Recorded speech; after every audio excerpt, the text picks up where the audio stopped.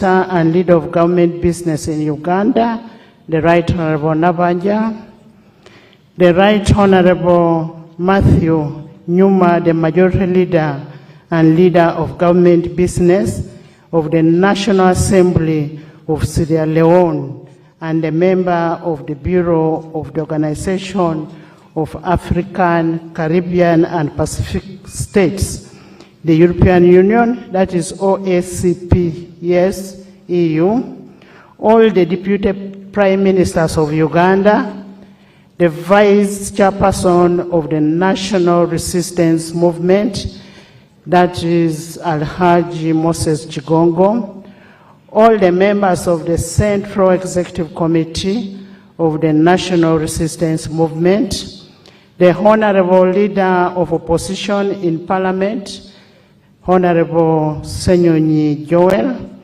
Cabinet Ministers and Ministers of State, Your Excellencies, the heads of diplomatic mission, High Commissioners, Ambassadors and members of Diplomatic Corps, Honorable members of Parliament of Uganda and members of the East African Legislative Assembly, Honorable Clifford Ande, Member of Parliament of Seychelles and member of the Bureau of OSC CPS EU, the guest members from other legislatures, the Secretary General of the National Resistance Movement, Honorable Richard Todong, the distinguished former leaders, notably Right Honorable Amama Mbabasi, I've seen, and others, the traditional, cultural, and religious leaders that are present here, the permanent secretaries, the heads of public agencies, corporations, and parastatals, distinguished guests, ladies and gentlemen. I welcome you to this inaugural sitting of the 5th session of the 11th Parliament of Uganda. Today marks the beginning of the final year of the 11th Parliament. I will state without any fear of contradiction that this Parliament has been the epitome of the people-centered legislature. I want to commend His Excellency, the President of the Republic of Uganda, for his unwavering support to the legislature. And I also want to commend all of you, members, for living up to your role and responsibility. Thank you so much. In a special way, I take this opportunity to appreciate all the speakers and presiding officers of sister parliaments and legislatures in Africa that have honored our invitation. Thank you so much for your solidarity and for loving Uganda. You are most welcome to Uganda, the Pearl of Africa. Honorable members, it's a command of the 1995 Constitution of Republic of Uganda under Article 101, Sub-Article 1, that the President shall, at the beginning of each session of Parliament, deliver to Parliament an address to the State of Nation. Therefore, today the House and indeed the nation will receive the presidential address on the State of Nation. Unless circumstances dictate, this will be the final State of Nation address that the 11th Parliament will receive from His Excellency the President. Especially that, considering that by this time next year, the 12th Parliament will be in session.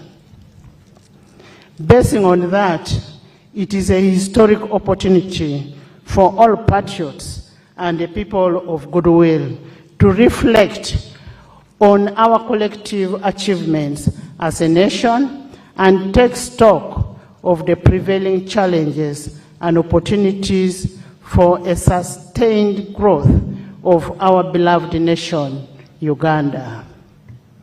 Your Excellency and honorable members, during the previous session, Parliament's performance was generally outstanding and was characterized by greater responsiveness, efficiency, and effectiveness. To this end, Parliament of Uganda held 75 sittings, during which 2 oaths were administered to new members of Parliament. That is Honorable Akifensa Grace Ngabirano and Honorable Luimbasi Elias Nalukola. 35 bills were passed, 3 petitions were concluded, 45 resolutions were passed, and 53 reports were adopted. I take this opportunity to commend the members of Parliament and all the entities that took time and contributed to the passing of the following laws: the Appropriation Bill 2024, the Higher Education Students Financing Amendment Bill 2024, the National Commission for UNESCO Amendment Bill 2024, the National Information Technology Authority Uganda Amendment Bill 2024, the Cotton Development Bill Amendment Bill 2024, the Dairy Industry Amendment Bill 2024, the National Agricultural Advisory Services Amendment Bill 2024, the National Forestry and Tree Planting Amendment Bill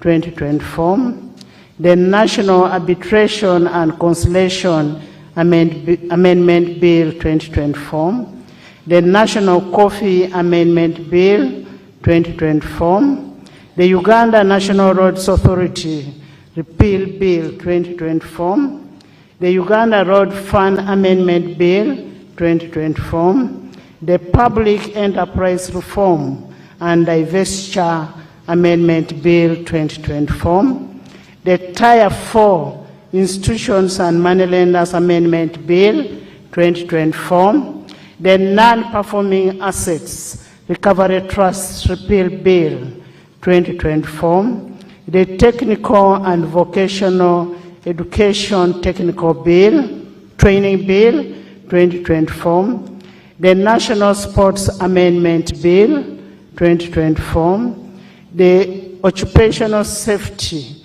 and Health Amendment Bill 2023, the Employment Amendment Bill 2023, the Exercise Duty Amendment Bill 2025, the Income Tax Amendment Bill 2025, the Public Service Pension Fund 2024, the East African Community Mediation Agreement Bill 2024, the Sugar Amendment Bill 2023, the Value Added Tax Amendment Bill 2025, the Exercise Duty Amendment Bill number 2, 2025, the Tax Procedure Code Amendment Bill 2025, the Income Tax Amendment Bill number 2, 2025, the External Trade Amendment Bill 2025,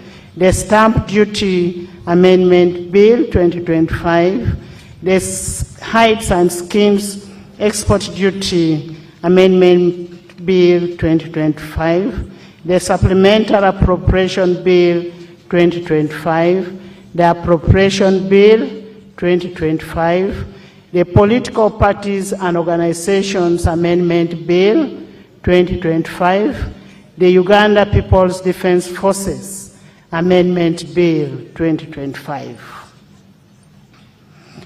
Your Excellency, Parliament of Uganda recognizes the importance of greater efficiency and effectiveness of public service as a cornerstone of service delivery and an instrument of the realization of our national development aspirations.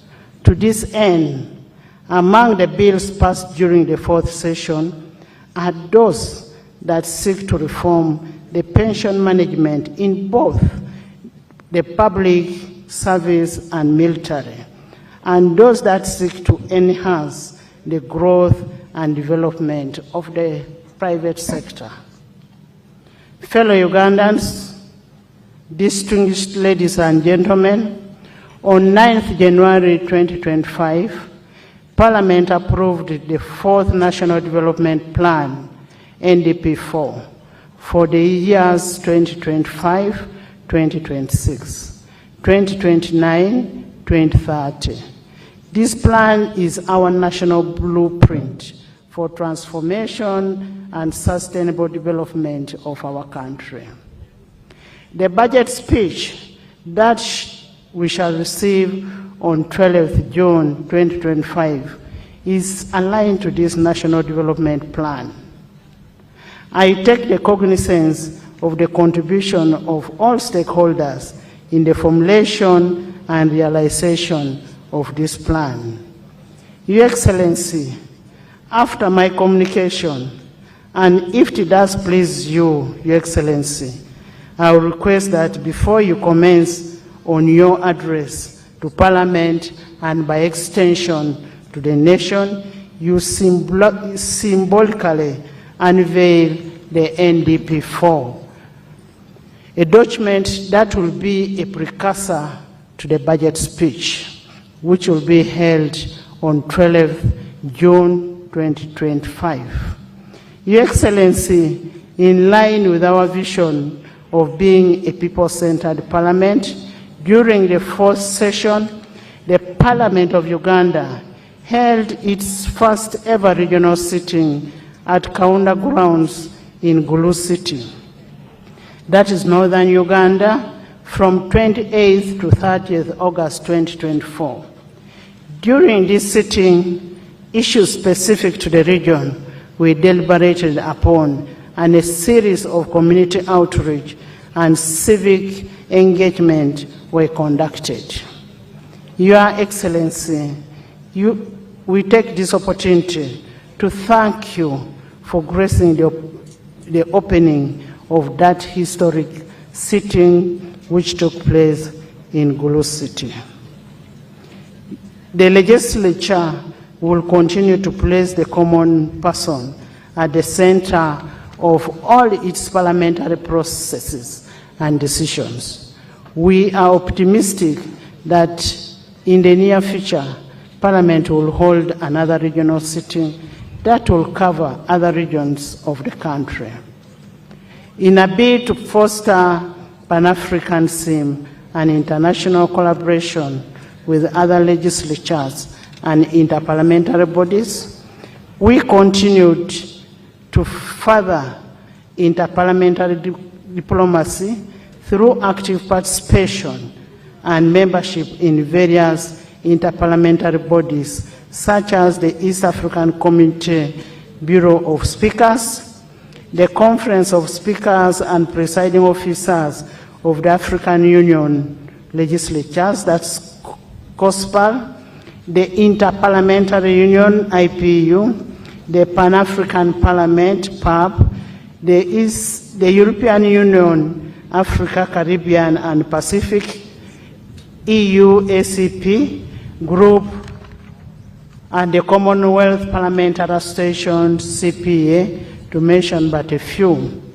Your Excellency, the impressive representation of our sister legislatures at this State of Nation address is a testimony of our good standing among the international community of nations. I take this opportunity to once again welcome our guest speakers and presiding officers and thank them for traveling from far and wide to witness this historic occasion. You're most welcome. Join me in welcoming our guests. Your Excellency and honorable members, I take this opportunity to thank you for your role in enabling the remarkable output registered by legislature during the fourth session. I will reiterate my appreciation for the consistent support of His Excellency the President of the Republic of Uganda and Commander-in-Chief of the Armed Forces, General Yoweri Kaguta Museveni. Your Excellency, the 11th Parliament draws inspiration of your effective and impactful leadership as a key enabler and a societal transformation. We undertake that the fifth session that you will open today will remain steadfast in effectively executing its mandate in furtherance to the National Vision 2040 that aims in transforming Uganda in modern and a prosperous nation within the 30 years. Your Excellency and honorable members, as you may be aware that Article 83, Sub-Article A of the 1995 Constitution permits members of Parliament to leave and join political parties or political organizations of their choice within 12 months before the end of term of Parliament, to participate in activities or programs of political parties or political organizations relating to the general election. To this end, I am in receipt of notification by the following members opting to join respective political parties. Honorable Twaha Kagabo, MP Bukoto South, from the National Unity Platform to the National Resistance Movement. Honorable Akol Anthony, MP Clark North, from the Forum for Democratic Change to the National Resistance Movement. Honorable Jarama Pendusi Martin, from Baradegi Laibi, from the Independent Opposition Leaning to the National Resistance Movement. Honorable Ongetho Emmanuel, from Jonam County from Forum for Democratic Change to the National Resistance Movement. Honorable Mpuga Matthias Nyendo Mukungwe, from the National Unity Platform to the Democratic Front. Honorable Dr. Abed Bwanika, MP Kimanya Kabonera, from National Unity Platform to the Democratic Front. Honorable Kakembo Michael, MP Entebbe Municipality, from the National Unity Platform to the Democratic Front. Honorable Kakandi Juliet Nakabuye, City Woman MP Masaka, from the National Unity Platform to the Democratic Front. We wish the members well in the exercise of their freedom of association as prescribed in Article 29 of the Constitution of Uganda, which we swore to uphold. Your Excellency and honorable members, despite the remarkable strides that we have made, the fourth session was not without any challenges. We regrettably lost 2 sitting members of Parliament in the person of Honorable Sarah Mateke, woman member of Parliament of Kisoro, and Honorable Mohammed Segrinya, MP Kawempe North. We continue to pray for internal repose of their souls.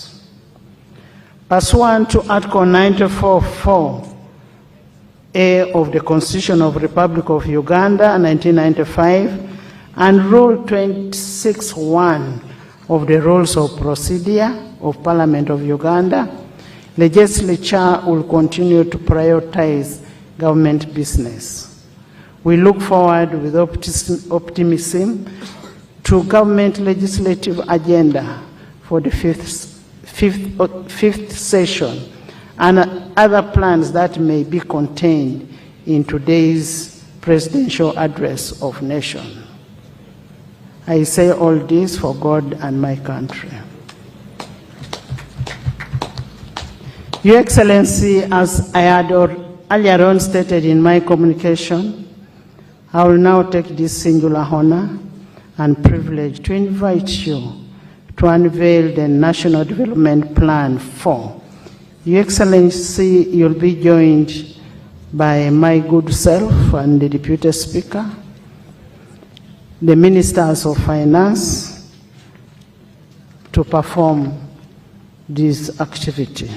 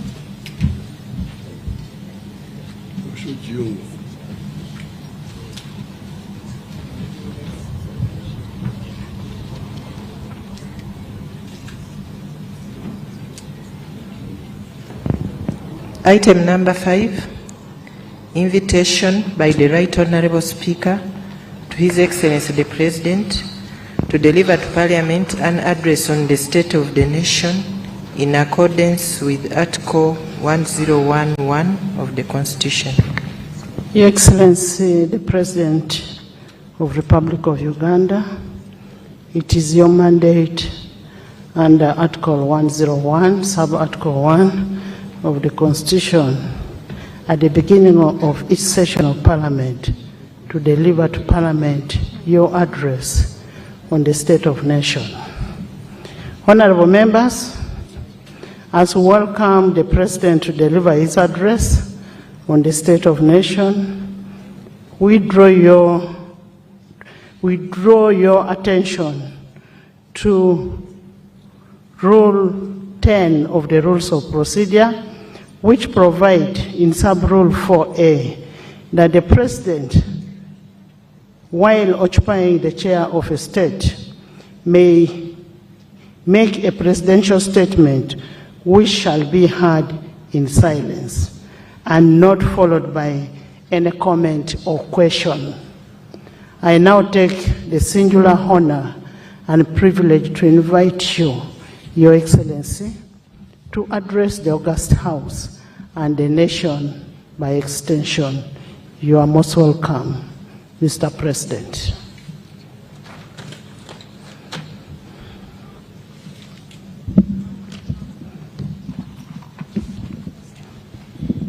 Her Excellency the Vice President,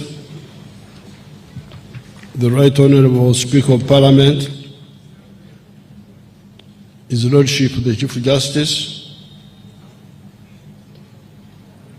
Right Honourable Deputy Speaker of Parliament, His Lordship the Deputy Chief Justice, the Right Honourable Prime Minister and Deputy Prime Ministers, Honourable Ministers, Honourable Members of Parliament, Honourable Members of the Diplomatic Corps, cultural and religious leaders, the Wananchi, distinguished guests, ladies and gentlemen. In fulfillment of the constitutional requirement under Article 101, Clause 1 of the Constitution of the Republic of Uganda, I am here to deliver the State of the Nation Address 2025. Fellow countrymen, countrywomen, and especially the Bazukulu, abantu abo, I applaud you all for positively utilizing the peace and tranquility prevailing across the country and the improved physical infrastructure to improve your personal lives, your families, and your communities. Since the last State of the Nation address, a number of people have unfortunately departed from this earth. They include His Holiness the Pope, late Pope Francis, the late Honorable Major John Kazora, former Member of Parliament of Kashari, the late Honorable Sarah Mateke Nyirabashiti, the former Minister of State for Defense, the late Honorable Muhammad Segirinya, the former Member of Parliament for Kawempe North, the late Honorable Dr. Yako Chisa, the former Member of Parliament for Queen County, the late Honorable Babadiri Margaret, the former woman Member of Parliament for Koboko District, the late Honorable Margaret Komhanji, the former woman Member of Parliament for Nakasongora District, the late Honorable Cicero Ignatius, the former Member of Parliament for Bujaga County East, the Late Honorable Frank Nabuiso, the former Member of Parliament for Kagoma County, and many other Ugandans who have succumbed to accidents, illnesses, etc.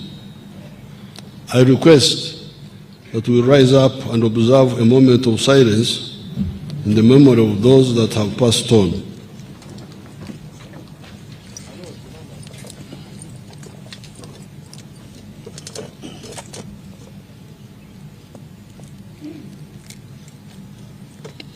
May their souls rest in eternal peace. Sit down. In the Gospel, according to St. Matthew, chapter 7, verses 24 to 27, Jesus talked about two kinds of builders. The wise builder, who built his house on the rock, and the foolish builder, who built his house on sand. When the rain, floods, and wind came upon both houses, that of the foolish man was swept away, because its foundation was weak, while the one of the wise man remained standing, because its foundation was firm and strong. The national resistance movement can be likened to the wise man in Jesus' parable, because we have been able to establish the necessary foundation to catapult Uganda to modernity based on the four principles ideology. The principles are patriotism, love Uganda; Pan-Africanism, love Africa; socio-economic transformation, and democracy. The aim of this ideology is to promote the mass line, i.e., guaranteeing the social uplift of all segments of the society, and not just the few elites. The mass line programs such as UPE and UPE's Universal Primary Education and Universal Secondary Education, the mass immunization campaigns, the wealth creation funds, e.g. Operation Wealth Creation, PDM, Operation Wealth Creation of the Army, where the Army was involved, OWC, EMIOG, etc., have led to significant improvements in the quality of life in Uganda. Life expectancy in Uganda is now 63 years compared to 45 years in 1986. This means that Ugandans are now living longer. In 1986, Uganda's population was only 14 million. The national population housing census conducted last year showed that Uganda's population is now 46 million people. The literacy rate has also improved from 43% in 1986 to 80% now. In 1986, more than 90% of the population was trapped in subsistence farming.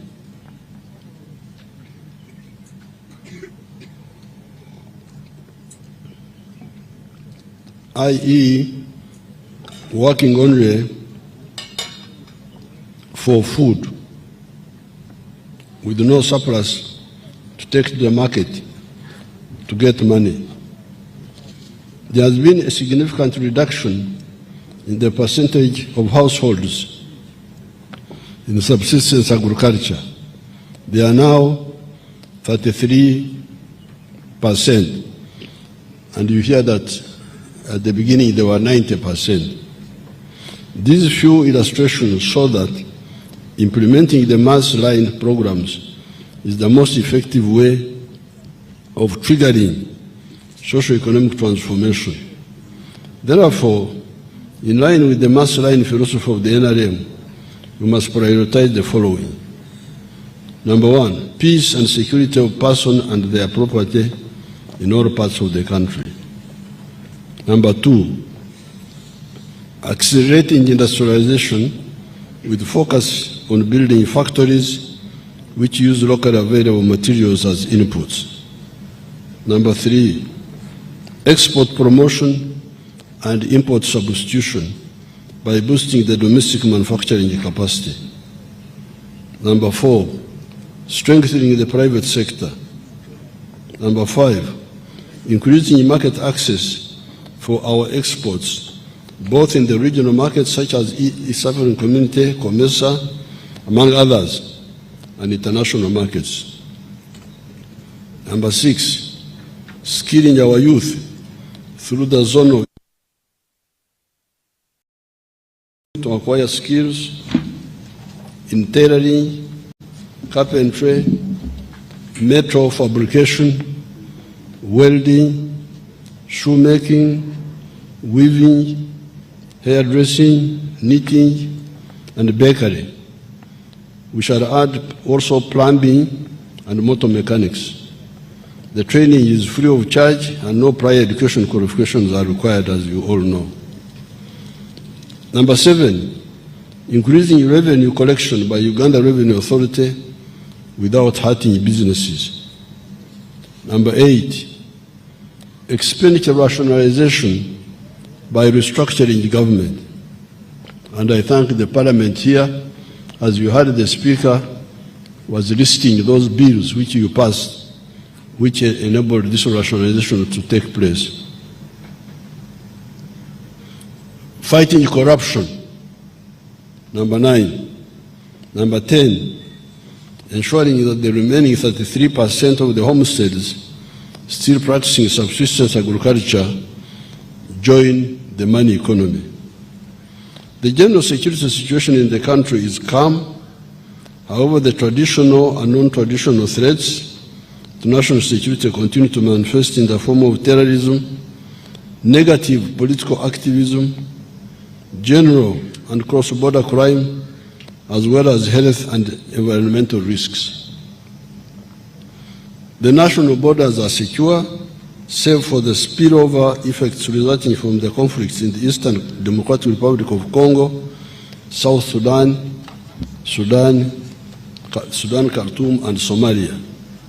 These include influx of refugees and asylum seekers, illegal immigrants, and proliferation of small arms and light weapons. The capacity of the national security agencies, i.e. Uganda Police Force, the Internal Security Organization, supported by the Army, the UPDF, has been enhanced in order to combat crimes and guarantee the safety of all Ugandans.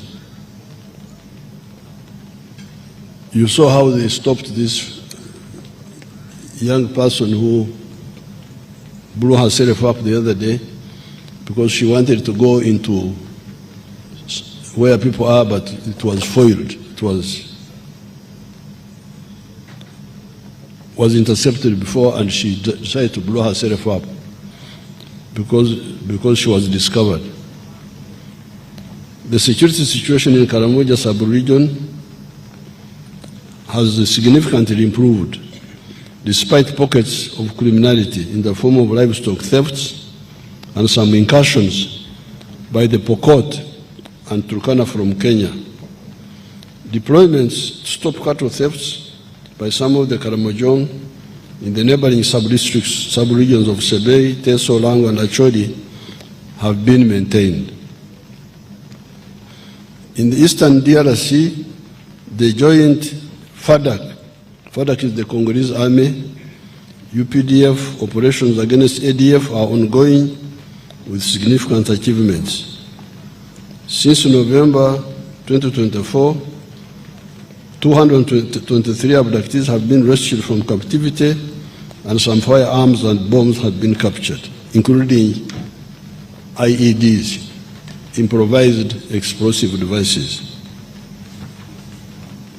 The government continues to modernize and professionalize Uganda's security forces by improving their welfare and strengthening the cooperation between the civilian population and the security forces. The UPDF, Uganda People's Defense Force Construction Brigade, has rehabilitated schools in rural communities and together with the National Enterprise Corporation has been involved in the rehabilitation of major infrastructure such as Entebbe International Airport. It is paramount to jealously guard Uganda's political and economic stability. All attempts to destabilize Uganda by internal and external actors have been thwarted and defeated.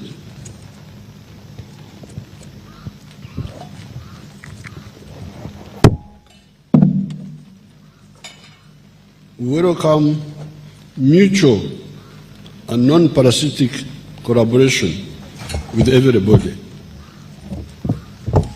Uganda's priorities and interests are very clear, and therefore our allies must respect and uphold them in all their dealings with us. The patriotic leadership in charge of the country's affairs cannot deviate from its historical mission to defend and transform Uganda and Africa on account of threats by some of our allies who misunderstand our goals and methods of work. For instance, we are soon finalizing the construction of the 1,443 East African crude oil pipeline from Burisa on Lake Albert to Tanga in Tanzania.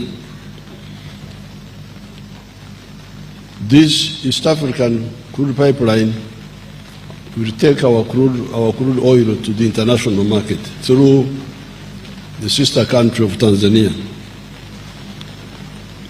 The construction of the standard gauge railway, which I launched last year, is soon starting, and we have signed a memorandum of understanding with Alpha BMP Investment Group of the United Arab Emirates to start the construction of the oil refinery in Hoima. Many other projects in roads, energy, ICT, schools, hospitals, and agriculture have continued to be implemented despite the World Bank and the USA suspending new financing to Uganda. Our economy remains strong and resilient. It was recently ranked 7th by the International Monetary Fund among the fastest growing economies of the whole world. The size of the economy is projected at Uganda shillings $224.9 trillion, equivalent to $60 billion by the end of June 2025.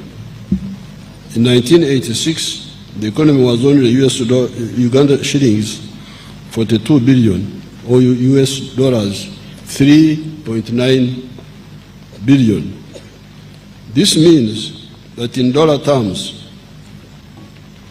the size of the economy has expanded nearly 15 times since the NRM government took power in January 1986. The economy grew by 6.7% in the first quarter of this financial year, compared to 5.6% recorded in the same period last year. This is on top of the growth of 6.1% in the financial year 2023-2024.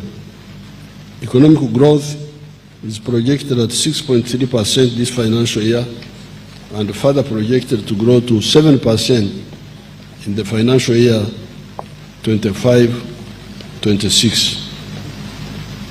It is projected to grow faster when commercial production of oil and gas starts next year.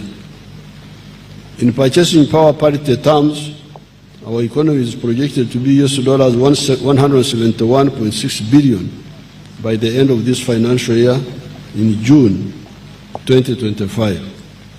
And next financial year, equivalent to about 65.7 billion using the Atlas method. This will be equivalent to $187 billion in purchasing power parity terms. This growth will translate into higher household incomes from $1,259 income per capita by the end of this financial year to $1,330 as income per capita next financial year. In the past 4 years, our growth has been broad-based, inclusive, and pro-poor. The latest National Housing Survey report that was released recently by the Uganda Bureau of Statistics shows that the share of Ugandans living below national poverty line has fallen to 16% from 20% 4 years ago, surpassing the 2025 national target of 18.5%.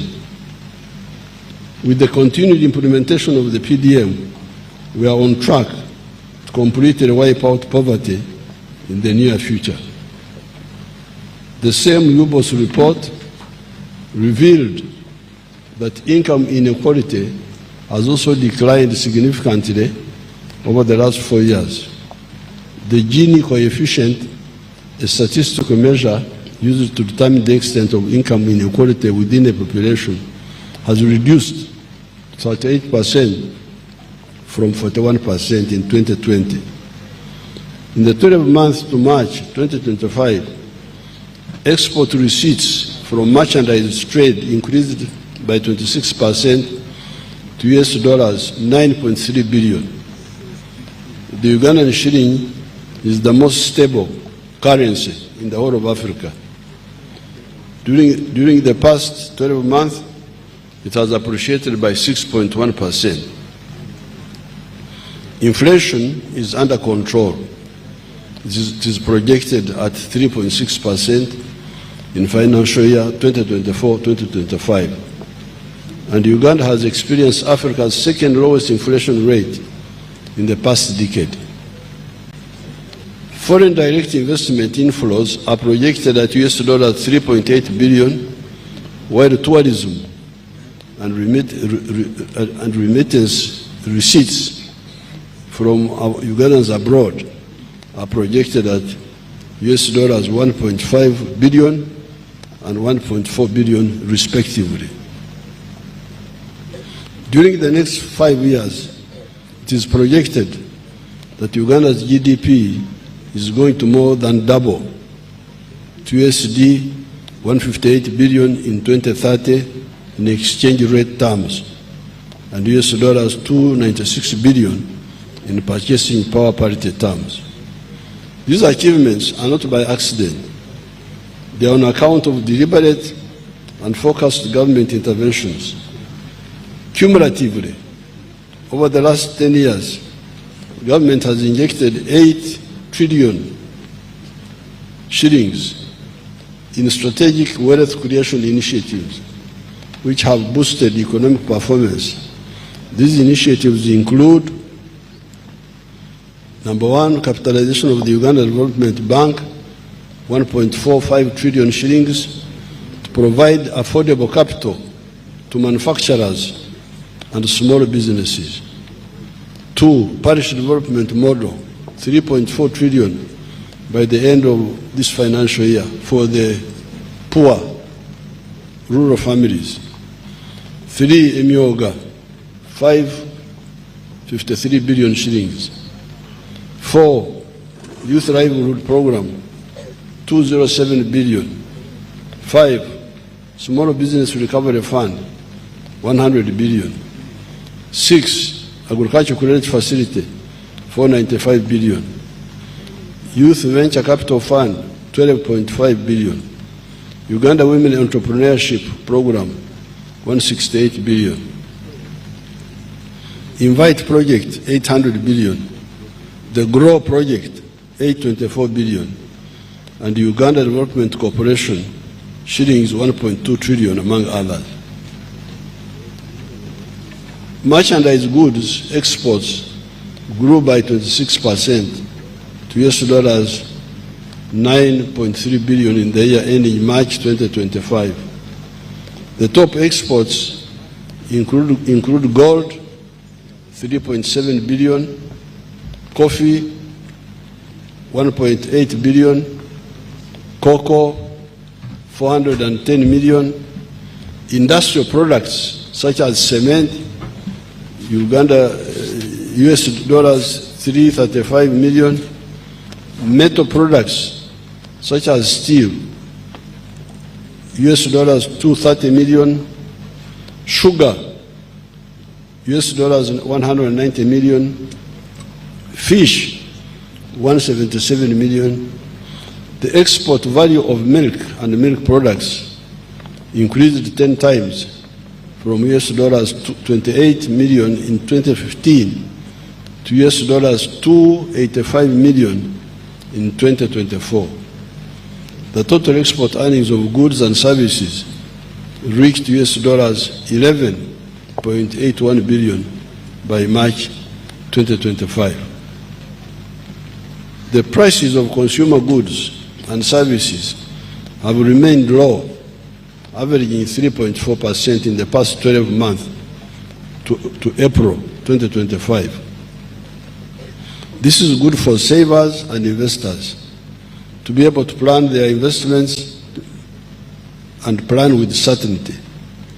The low inflation was due to a stable exchange rate, good crop harvests, and the decreasing global prices of liquid fuels.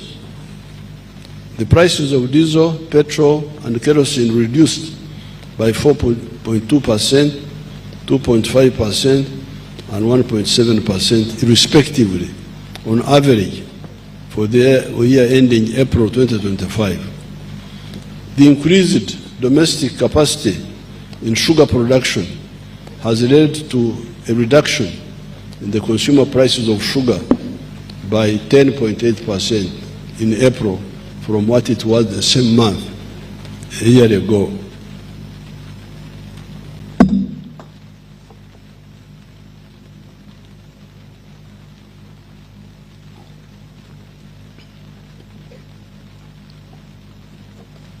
For Abaganda tugamba akatari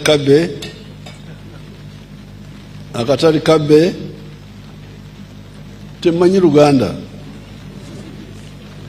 Akatari kabbe oli amagumba osula mu mulyango. Bano Baganda bakika ki bannange?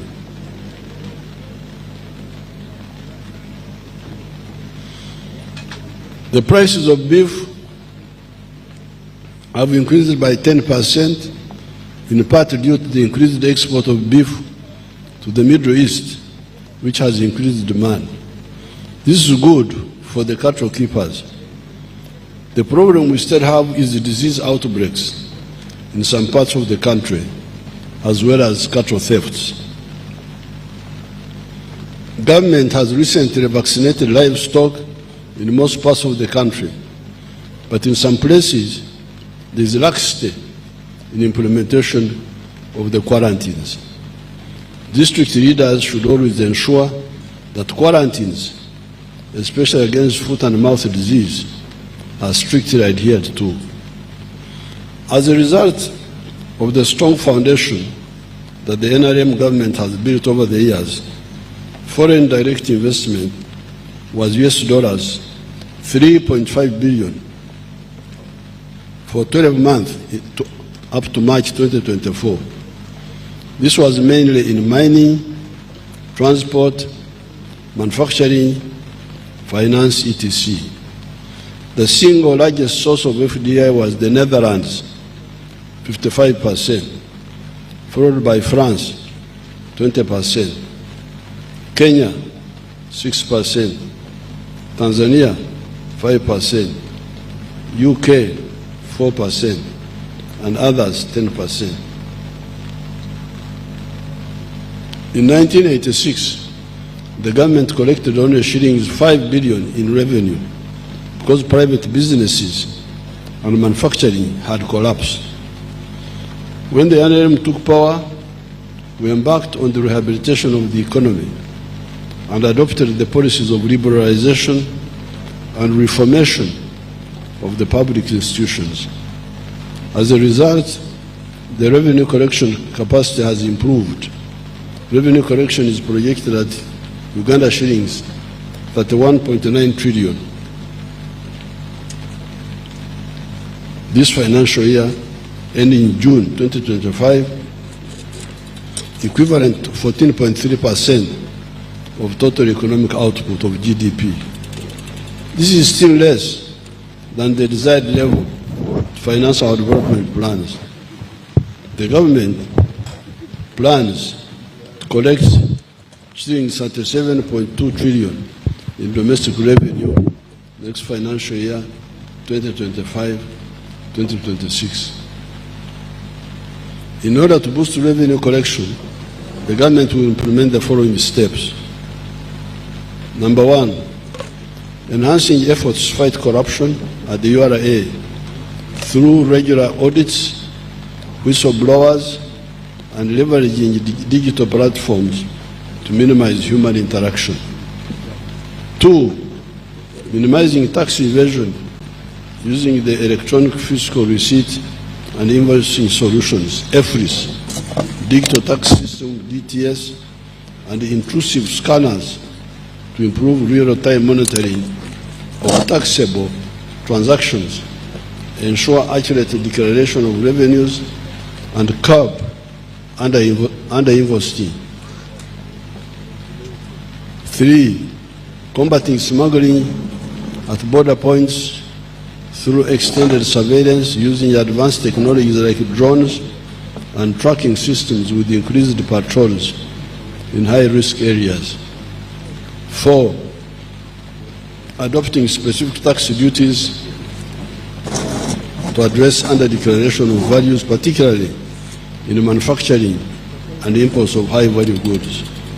Five, supporting local governments, including municipalities, to increase revenue collection. Six, recruitment and training of more tax officers at Uganda Revenue Authority and other revenue collection institutions. Our economy is now more diversified and more sophisticated. In 1986, the economy depended only on the 3 C's, which are coffee, cotton, and copper, and the 3 T's, which are tobacco, tea, and tourism. According to a study conducted by the Harvard Economic Lab, in the last 10 years, Uganda added 20 new products to its export basket and has an opportunity of harnessing production of 50 new complex products. Some of these new products include ICT equipment, serums and vaccines, medicines, new pneumatic tires, batteries, gas turbines, electronic integrated circuits, transmission apparatus for radio, telephone, television sets, measuring instruments for physical and chemical analysis, and among others. These new products have contributed to the continued diversification of our exports. Manufacturing is the answer to the challenge of unemployment. Uganda has got raw materials and human resource that can support factories specializing in the manufacture of automobiles, electronics, steel, textiles, furniture, food products, pharmaceuticals, aluminium products, etc. Some of the new products which are manufactured here and contributing to our export earnings include an electronics manufacturing plant in Namamvi Industrial Park, producing 120,000 hair dryers and 60,000 refrigeration parts per year. Number 2, pharmaceutical companies producing 4 million single HIV pills and 2 million other medicines per year. Number 3, dairy farms, which produce 5.3 billion liters of milk, and processing plants such as Royal Milk Enterprises, Jezad Farm, Brookside Dairy, Amos Dairies, Lakeside Dairies, GBK Dairy, Pearl Dairy, etc., which process about 800 million liters of milk and 365 million tons of cheese per year.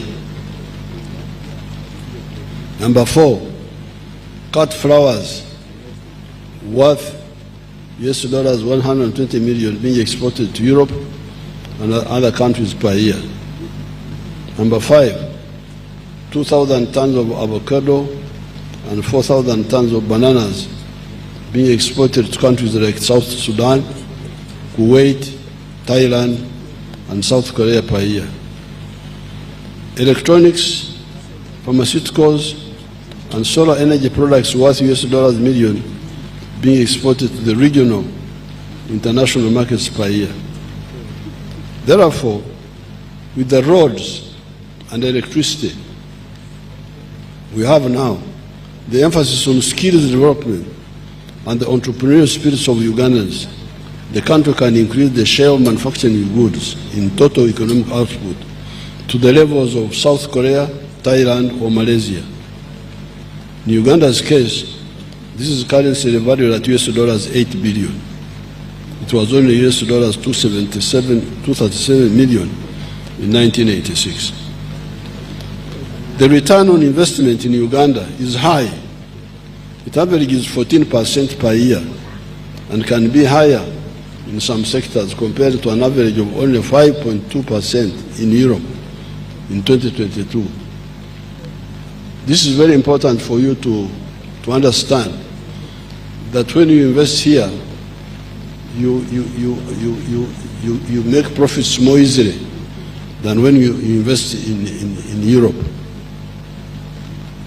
In Europe, 5.2%, here more than 14%. If you invest in Uganda, you get back your initial investment capital in about 5 to 7 years, and the rest is profit, which our laws allow you to repatriate without restrictions. Government has put in place a strategy to increase the size of the economy to $500 billion by 2040 or earlier. My people talk of 2040, but me, I want it earlier. This strategy identifies 4 anchor sectors. These are agro-industrialization, tourism development, mineral development, including oil and gas, and science, technology, and innovation, i.e., taking advantage of the knowledge economy by prioritizing investment in research and development. Agriculture production and agro-industrialization. Government has invested in irrigation in order to boost agricultural production. This is because the provision of water for irrigation reduces the likelihood of crop failure on account of water scarcity. Although Uganda's irrigation area has increased from 22,000 hectares to 23,000 hectares, the country, however, has an irrigation potential of 3 million hectares. We have got 3 million hectares which can be irrigated. And here we have only irrigated 23,000 hectares of the 3 million. In order to achieve this goal, government is accelerating the construction of solar-powered irrigation schemes, medium-scale irrigation schemes, earth dams, communal and individual valley tanks, and large-scale irrigation schemes across the country. The construction works for 92 solar-powered irrigation schemes have been completed, adding an irrigation area of 900 acres. These are in the districts of Apache, Buweju, Buyukwe, Bukomansimbi, Burisa, Bushenyi, Butambara, Buvuma, Gomba, Hoima, Isingiro, Kakumiro, etc. The new solar-powered irrigation schemes have benefited 110,000 farmers, and production yield from 112 schemes has increased to 3,600 tons per season. The major crop enterprises in these irrigation schemes include green pepper, onions, Irish potatoes, watermelons, tomatoes, apples, cabbages, pineapples, coffee, eggplants, vanilla, grapes, mangoes, and pumpkins. Construction works are also ongoing for 22 solar-powered irrigation demonstration sites in the districts of Kabarole, Chenjojo, Kole, Gulu, Napak, Abim, etc.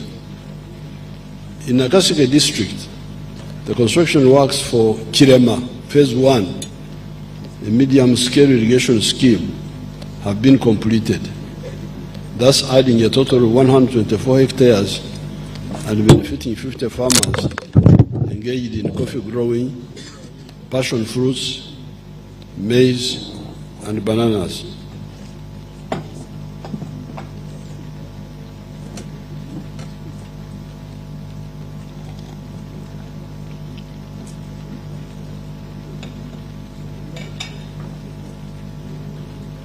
Magezi g'Abaganda.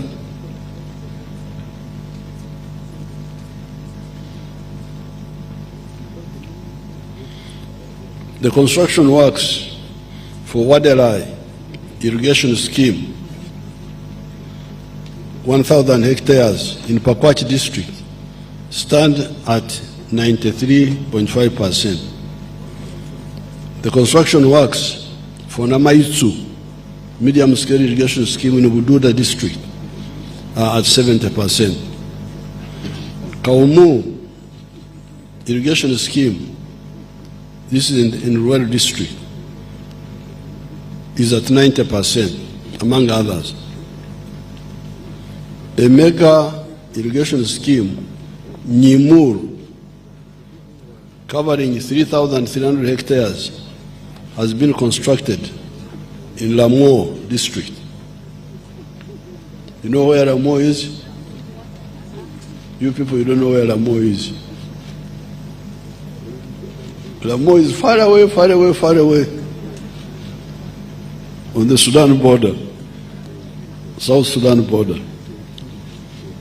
Other construction works include Achoma irrigation scheme in the Bukedea district, covering 1,480 hectares and targeting 1,600 households. Atari irrigation scheme in Kwen Buramburi district, covering 680 hectares, targeting 2,667 households. And Namatara irrigation scheme in Budaka, Mbare, Butareja districts, covering 3,450 hectares, targeting 4,923 households. The current production of milk stands at 5.4 billion liters at the end of 2024, compared to 2.5 billion liters in the financial year 2017-2018. We have also identified and secured foreign markets through government-to-government interventions, e.g. Algeria, Nigeria. These countries are now buying our powdered milk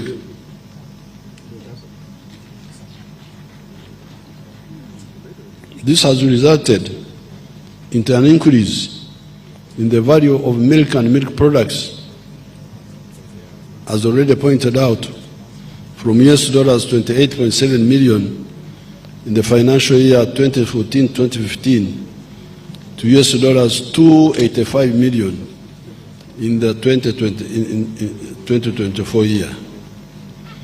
A new processing factory, Ben Foods, has been commissioned and is currently operational with an installed capacity of 10,000 liters of milk per day.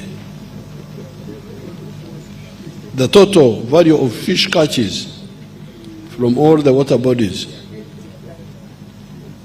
has steadily increased since government deployed armed forces to assist in fisheries enforcement. Currently, we are producing 658,000 metric tons of fish annually. The availability of raw material, fish, sustained operations of 12 fish processing factories. You know that debate. The fisheries unit has been able to stop overfishing or reduce it, although they also accused once in a while of being also sinners. But we can audit their work by looking at the 12 factories which are now processing fish. Many of these had closed. I will meet the fisheries people soon. I will meet the traditional fisheries communities. But this is one of the facts. Are the factories operating or not? And had they closed or not? When we meet, we shall discuss this. Because according to this one here, 12 factories are now operating, processing 658,000 metric tons. The performance has also been a result of the government focus on gazetting of fish breeding grounds. Ebyondo Nebiema, where the fish produces young ones. Some people had invaded those breeding grounds. Enforcement of fisheries laws and regulations, provision of quality fingerlings and fish feed, and providing an enabling environment for private sector to invest in aquaculture. The value of fish and fish products exported increased from US dollars 148 million to US dollars 152 million in the financial year 2023-2024.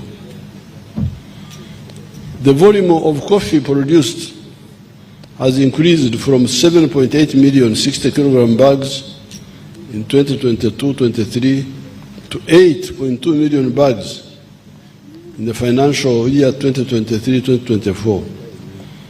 The performance in the coffee subsector is attributed to government strategic interventions, including generation and distribution of improved coffee variety seedlings, supporting increased use of water for irrigation, and promotion of use of fertilizers use among the farmers. The value of coffee exports has steadily increased from US dollars 845 million financial year 22-23 to US dollars 1.1 billion in the financial year 2023-2024. Government has provided the research institution with funding of 30 billion in the financial year 2025-2026, geared toward the development of improved coffee production multiplication and disease, pest and climate resilient varieties. The volume of maize increased from 3.4 million metric tons in 2018 to 5 million metric tons in 2024. Subsequently, the value of maize exports increased from $63 million financial year 2018 to $195 million in financial year 2023-24. The performance is attributed to the increased adoption of improved maize varieties by farmers, increased value addition by private sector, and increased vigilance by government in control of pests and diseases. Next financial year, the government will prioritize the following support agro-industrialization. Number one, appropriate agro-processing and value addition technologies. Number two, high-quality agricultural inputs. Number three, construction of key water storage and irrigation infrastructure. Number four, enforcement of standards and market access. Number five, establishing the appropriate post-harvest handling and storage facilities and infrastructure.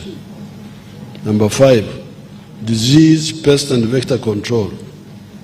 Number seven, supporting vertical and horizontal value addition for production of high-value multi-input products such as nutritional foods, baby foods that use several products like milk, eggs, maize, vegetables, fruits, etc.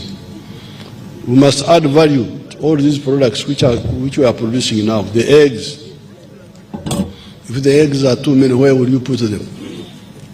The internal market may not be enough, and the regional market may not be enough. So the answer is to produce baby foods, nutritional foods, so that we can export to the international markets. Number eight, extension services. Number nine, investment in fertilizer production. Number 10, certification and regulation of agricultural inputs and provision of appropriate finance for the various components of the agricultural value chain, among others. Government has introduced the large-scale commercial farmers interest-free credit facility of shillings 175 billion. The money is accessed through government-owned commercial banks. These are Post Bank, Housing Finance Bank, and Pride Bank Limited. This enables large-scale farmers to access mechanization in order to boost agricultural-based exports. The parish development model. The parish development model is now in its third year of implementation. By the end of this financial year, in June 2025, shilling 3.3 trillion will have been provided to the parish development model. The government is currently providing shillings 100 million for each parish per year, per annum. During my up-country trips, I have interacted with some of the beneficiaries of the PDM funds who have used them to start enterprises in food crops, farming, goat keeping, piggery, beekeeping, etc. In Ikisoro, some of the PDM beneficiaries earned between 16 to 20 million shillings from onions over a period of 2 years, using the initial seed capital of just 1 million shillings. Tourism receipts were valued at $1.4 billion in calendar year 2024. This is a significant recovery from $562 million in 2020 when we had the corona shutdown. The good performance is attributed to the sustainable peace and security, increased competitiveness of Uganda's tourism industry through marketing and the government investment in strategic tourism infrastructure. To support tourism, the government has provided adequate security to the tourism sites, improved physical infrastructure, and supported the tourist companies with tax relief. Government is strengthening economic and commercial diplomacy through our embassies or missions abroad to promote tourism in addition to mobilizing foreign direct investment and enabling penetration into export markets. Uganda's proactive support for meetings, innovations, conferences and exhibitions, and our participation in global tourism expos resulted in hosting 267,000 tourists in wildlife protected areas. Government has maintained 1,200 kilometers of trail tracks and roads in the national parks. An important aspect in tourism promotion is adherence to the international standards in terms of grading of accommodation facilities, such as hotels and restaurants,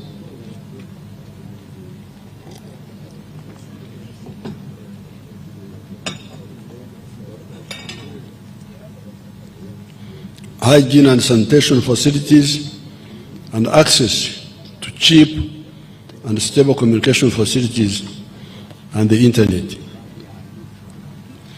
In this regard, the government is upgrading the internet gateways to reduce the internet costs and increase the speed of internet connections.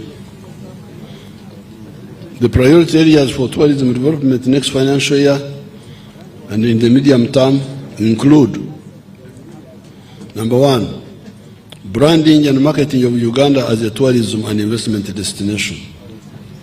Number two, infrastructure development and construction of sanitation infrastructure in tourism sites. Number three, construction of refreshment centers and highway road signage and sanitary facilities. Number five, improving tourism security. Number five, hospitality standards and training. On the side of minerals, Uganda has got a number of mineral resources in almost all parts of the country. These include oil and gas reserves,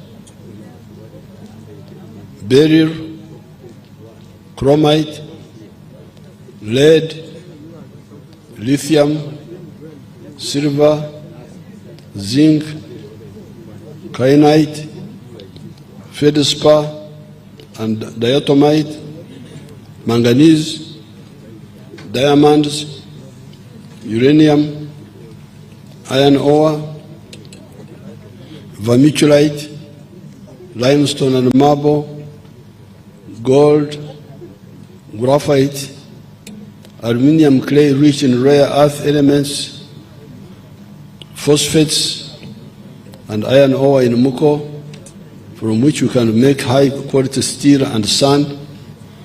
From these resources, Uganda has the opportunity to industrialize quickly with acquisition of technology and specialized skills development, which is tailored to industrialization. Until recently, when we started refining gold, our minerals were being exported in raw form. We were exporting raw materials. Africans who are here, please, from other countries. This is the disease of Africa. Exporting raw materials. Matière première, français. Very bad material première.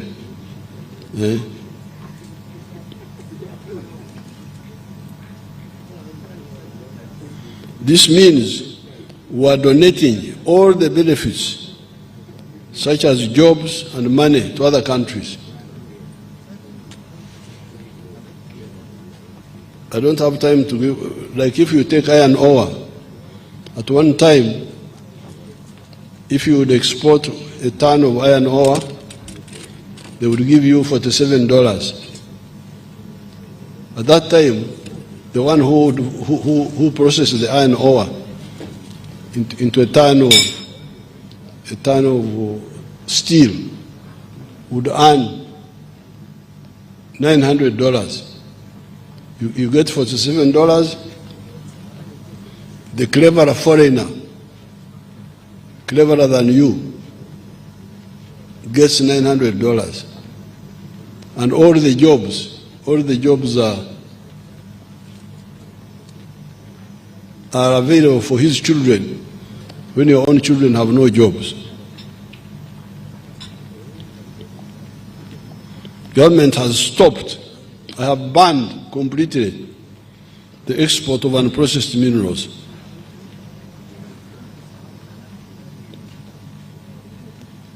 Some of the people wanted to kill me. I say, you kill me, but I will not.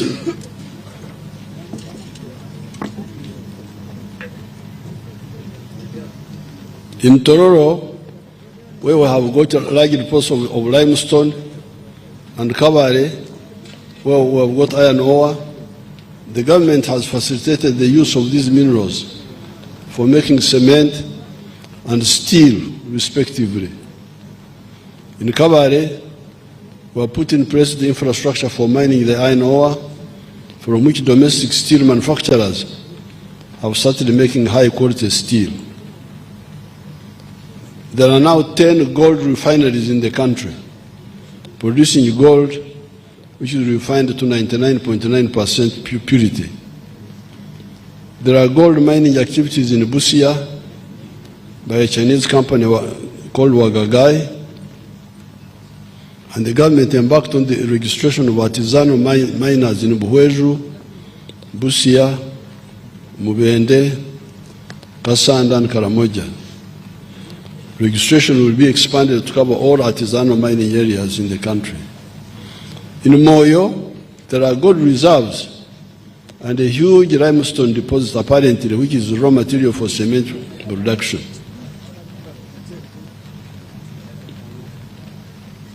Madi, Manzora, we currently have 3 cement manufacturing plants, namely Tororo, Hima, and Simba Cement, and high-quality tin smelting plant in Barara with an annual capacity of 1,600 tons. A number of cement factories are coming up in Karamoja. Government is also facilitating the establishment of a modern mineral laboratory in Entebbe, which is in the final stages of accreditation to international standards. This financial year, the government started the capitalization of the Uganda National Mining Company. This company will take an equity stake up to 15% in all medium-scale and large-scale strategic mining operations in the country. This is to ensure that as we attract foreign direct investment capital, the country benefits directly in addition to monitoring what is happening in the sector. The company will be capitalized to a tune of Uganda shillings 500 billion over a 5-year period. Oil and gas. With regard to oil and gas production, the government is investing in the requisite infrastructure for commercial production. Kabale International Airport is near completion, and 700 kilometers of tarmac roads have been constructed in the Albertine area. The civil works for EACOP, East African Crude Pipeline, are scheduled for completion next financial year, both in Uganda and Tanzania. The Uganda National Oil Company commenced the petroleum bulk trading business in August 2024. The objective is to ensure security of fuel supply, reduction in the petroleum pump prices, and ensure quality of petroleum products on the market. Hence, the government started implementing this initiative. Since the government started implementing this initiative, Uganda has experienced some reduction in fuel pump prices. We rejected the old mistake of a whole country like Uganda buying petroleum products from middlemen in Kenya. Can you imagine? Your people were buying petroleum for Uganda, Republic of Uganda, member of United Nations, from middlemen. Can you imagine? You can't believe what happens in Africa. I didn't believe it. And you know, in these ministries, there are people called commissioners. Have you heard of them? Commissioner of ignorance of what? So when I came to know, I said, this will not happen. Why not buy from refiners? Don't you know where the refineries are? Or the bulk suppliers? You can't believe it. Africa is really a continent of wonders. A whole country buying petroleum from middlemen. I didn't know this. And I was sitting there, President.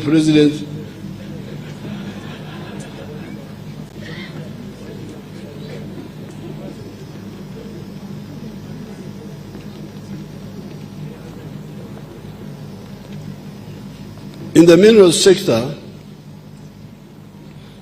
government investment next financial year will prioritize the following. Number one, establishing the quantities of the remaining mineral reserves.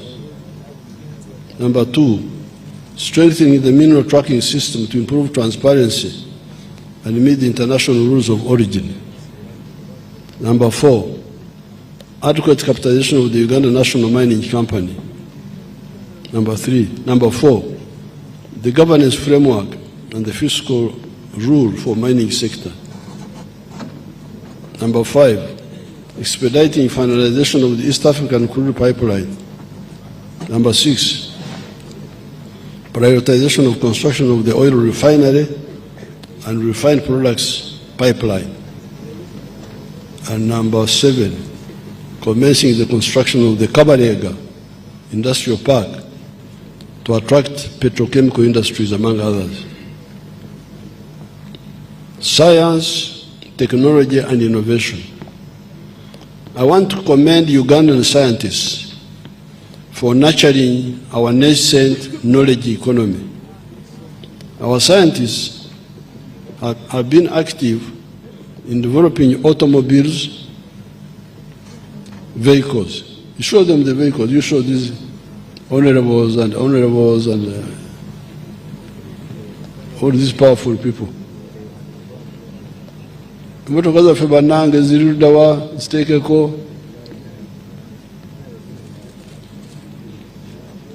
Temulina motoka zaffe, mulina abakulu bokka be bali abakulu tebamanyi. Bannange mugirabye Kira. Our visitors, freeze it there. Kabagirabire ddala. Laba bano bagiteekako ne bajjaku.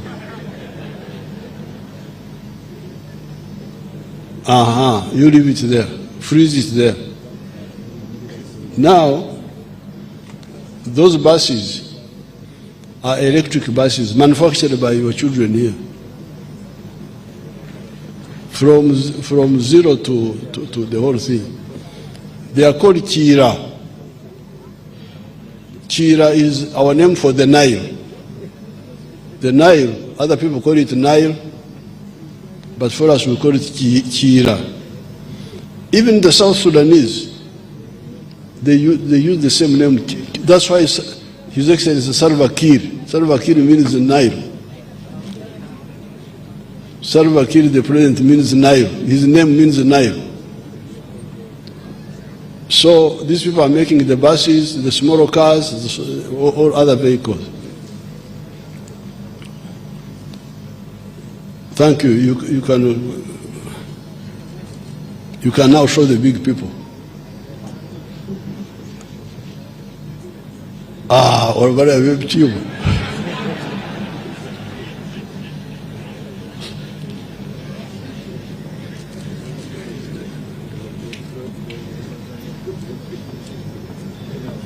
I want to commend Ugandan scientists for nurturing our nascent knowledge economy. Our scientists have been active in developing automobiles, vaccines, electronics, therapeutics, diagnostics, and other healthcare tools. The innovations include, number one, the Kira vehicle plant in Jinja, which has an annual capacity of 2,500 vehicles and employment potential of 12,000 direct and indirect workers. There are 39 buses operating on our roads from Kira, and 30 buses are under production.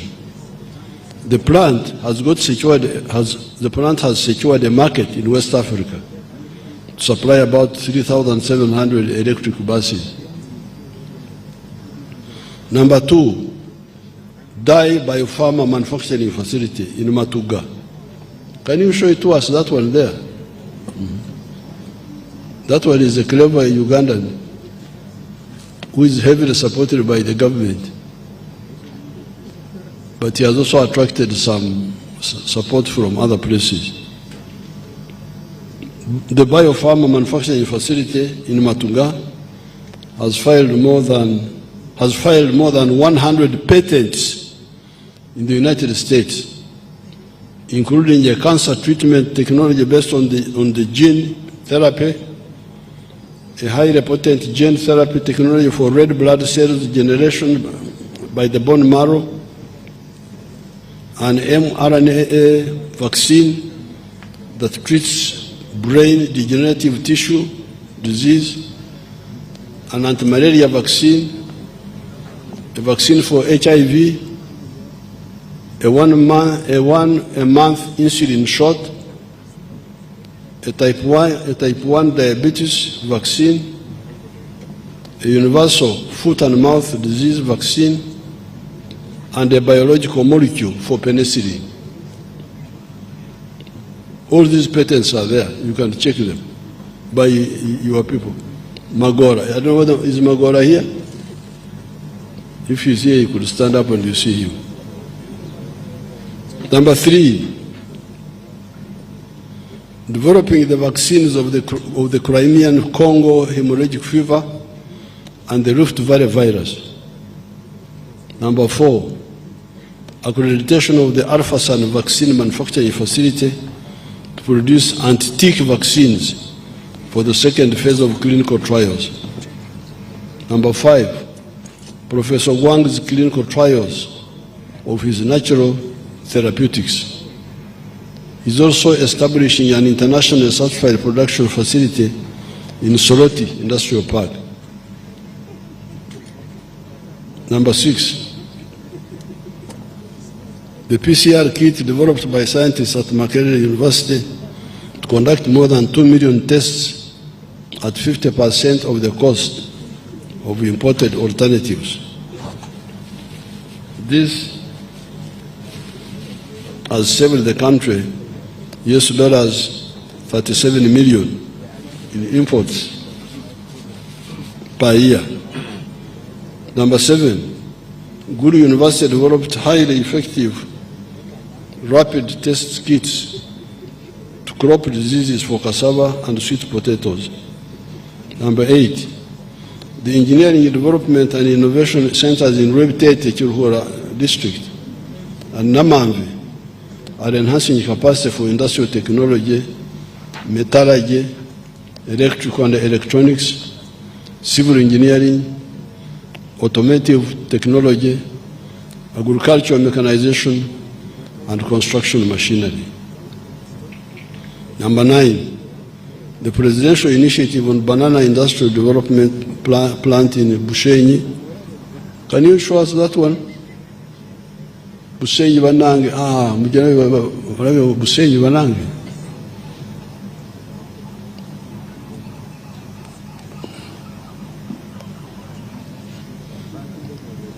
If you want to not to die from heart attacks, you take our bananas. They have got potassium for your heart muscles.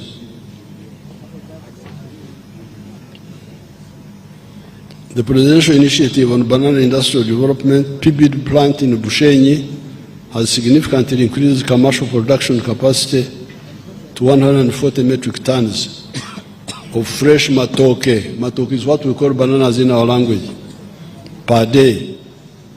The plant has sale orders from the Royal Kingdom of Saudi Arabia, Qatar, and Italy. Over the last 17 years, the NRM government has prioritized infrastructure development, especially the roads, the railways, and electricity. We now have a solid foundation to support industrial development. All parts of the country are interconnected using tarmac roads and good maramu roads. This means whatever is produced in the country can easily reach the markets. It also means that the cost and the time of moving goods has reduced significantly, facilitating both investments and trade. The stock of tarmac roads is now 6,199 kilometers, compared to only 1,900 kilometers when the NRM took power in 1986. Of these 1,900 kilometers, only 114 kilometers were in fair condition, while the rest, totaling 1,786 kilometers, were in poor condition. The roads to commence construction to tarmac standard next financial year include: number one, 23.6 kilometers Yumbe Ure Road and Bridge. Are my Yumbes happy? Award 4. 69.3 kilometers Katine Ochero Road. Apoyo. And 2.9 kilometers of town roads in Kaberamaido and Karaki towns. Number 3, 105 kilometers Chenjojo, Chihura, Bwizi, Rwamwanja, Kahunge, Mparabwizi. Mwebale muno. 56.3 kilometers Iganga, Bulopa, Kamuli, Jinja.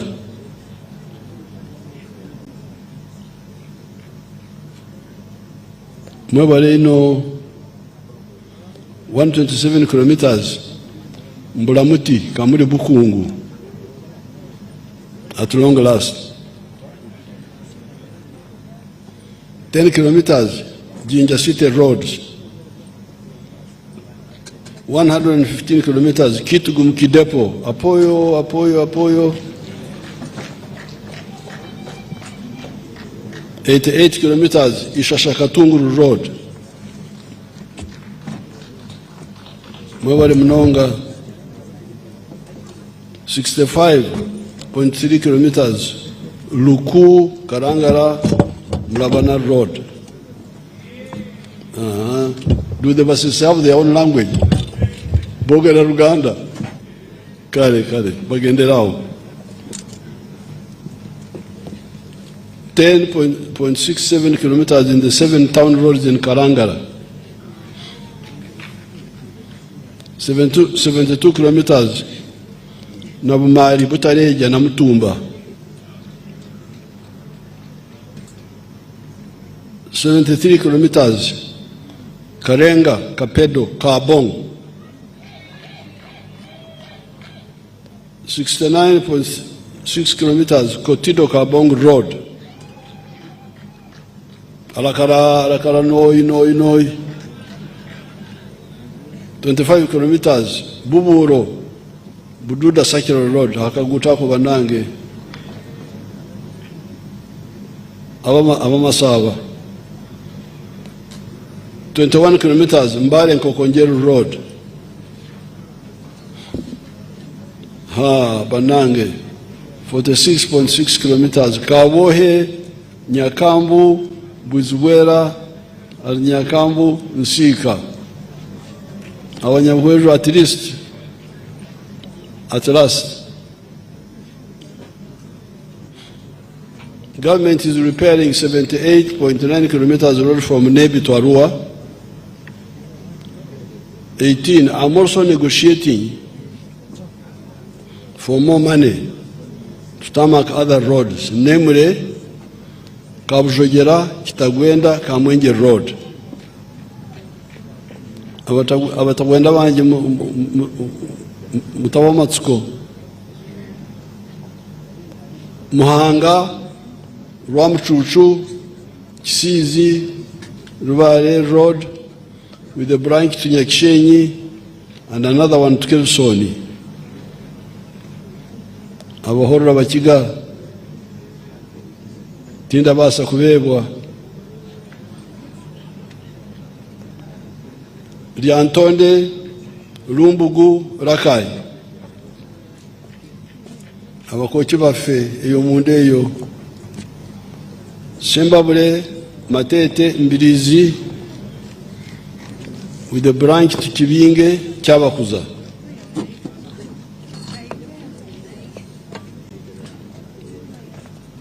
Myanzi, Kasanda, Kiboga. Abantu bange bekasanda mu akaluru mukatereze utereza akaluru eyo.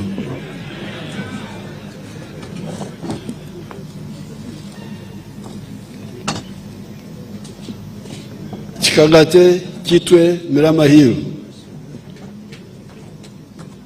Mama was about to kill me on this one here. Katumponye. Kavingo, Rugaga, Magabi, Rakai.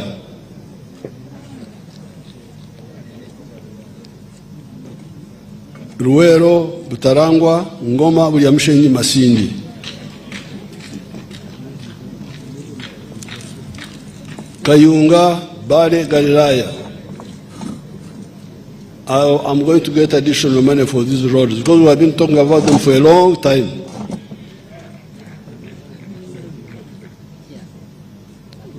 This will be in addition to completion of the following roads. 92 kilometer Muyembe na Kapiripirit and 25 kilometer of service roads. 21 kilometer Kira Matuga Road, an improvement of the 5 junctions. 26 kilometers of Tororo Busia Road and Mayuge and Busia Town Roads. 6.6 kilometers Kawuku Werenga Road. 100 kilometers Apache Lira Poranga. These are already being worked on. They are going to be finished. And 1.6 kilometers to Namagonde Bugiri Fuel Tank Reservoir. The roads for maintenance or reconstruction include Kampala Jinja Highway, 72 kilometers, Busunju Kiboga Hoima, 145 kilometers, Mubende Road, Mitiana Mbende Road, 86 kilometers, and Mubende Chenjojo Road, Bende Chenjojo Road,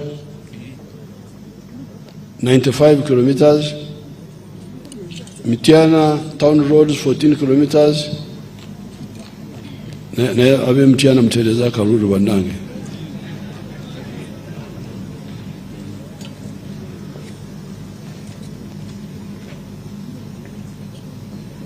Buno busajja obuliyeyo tubona kyebukola butabula.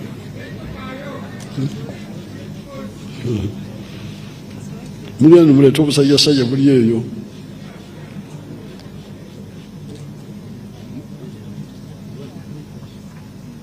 Arui Nebi Road, 33 kilometers. This is in West Nile. Pakwacha Nebi Town Roads, Oruyo Pakwachi Road 62 kilometers, Matugasem toka Peka 41 kilometers. Wali akasaje hiyo nakasiki manake. Akasaje abantu bage mutereze bigambo ebyo. Obusaje bugende bukole birala. Matuga Semtoka Peka, Tororo Mbare Soroti. This is a long one. Soroti Dokoro Lira Kamdin Road 189. These are ongoing already. Karuma Oruyo 43. Masaka Chotera Mutkura Road 89. Nyandovira Maria Road 11 kilometers. Access Road 7 kilometer rehabilitation of 166 million equivalent of national road that have reached their service life. What they call service life is Zikadiye. The strategic bridges to be prioritized. There is a road in PG Elimonde yetu Kasanje akatawo nakalala bakita batya Kasanje wa Kisubi waliwo akatawo neyo munda kalala nakawuka eyo sikirabye wano tulina okugiteekako nayo.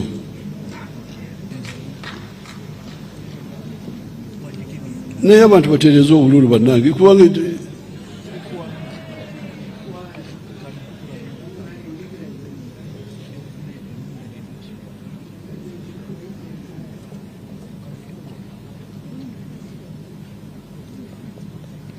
the strategic bridges, so I will have to add that road. I thought we had started on it.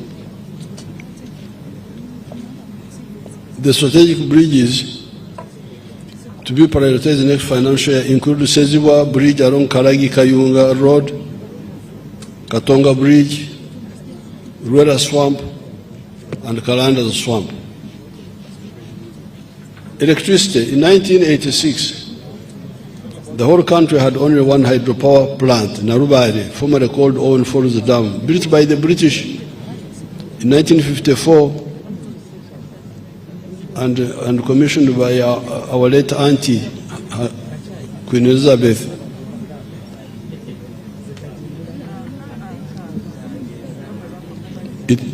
With the maximum capacity of 150 megawatts of hydroelectricity. There are now 4 large hydropower plants at Narubare, Kira, Isimba, and Karuma, with a combined generation capacity of 1,163 megawatts. Other sources such as Kibwabia, Sabo Konge, solar power in Mbende have added another 888 megawatts. This brings the total installed electricity generation capacity to 2,052 megawatts. However, given the growing electricity demand arising from the new manufacturers, this is very inadequate, and the available capacity will run out in about 5 years from now. So when people talk of surplus, there is no surplus. It will very soon be overtaken. In the past, delayed investment in new electricity generation capacity led to power blackouts, you remember, and affected productivity in the industrial and services sector. To stop this from happening again, the government will commence investment in new hydropower plants at Ayago, in Noya District, 840 megawatts, Kiba in Oyam District, 400 megawatts, and Oryang in Noya, 382 megawatts. In addition, work is ongoing for the 8,400 megawatts nuclear power plant in Uyende District. All these investments, when completed, will bring Uganda's electricity generation capacity to 12,074 megawatts. But we are aiming at 52,000 megawatts. Human capital. The government continues. Don't mind the long speech. You are the ones who invited me.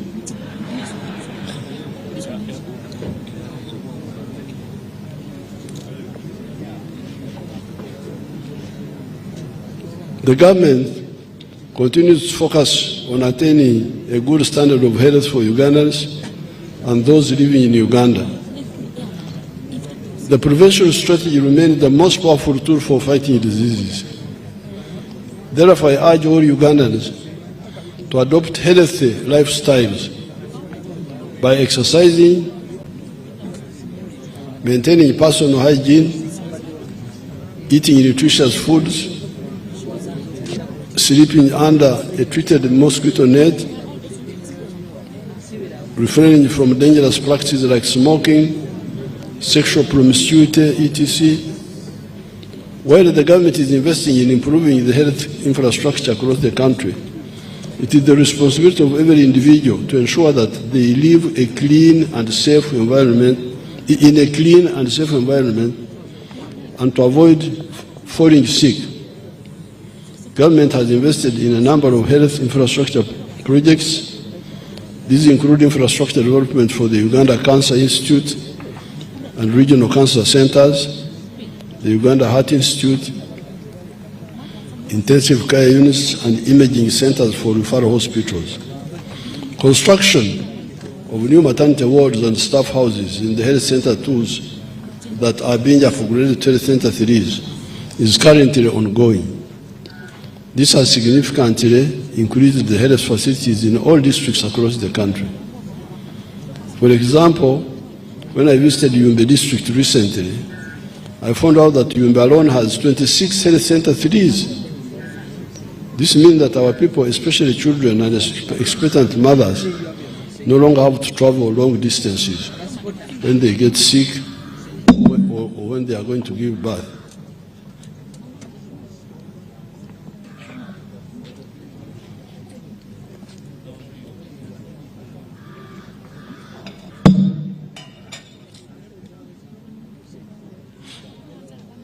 This also supports immunization, which helps to raise healthy children and supports the detection of dangerous disease outbreaks before they spread. Government has supported the establishment of a pharmaceutical industrial park at Namamve, which is producing surgical gloves and examination gloves, disposable syringes, human drugs like magnesium sulfate, and the paracetamols. Next financial year, the government will support the construction of specialized centers of excellence for cancer and cardiovascular treatment, among others. Education.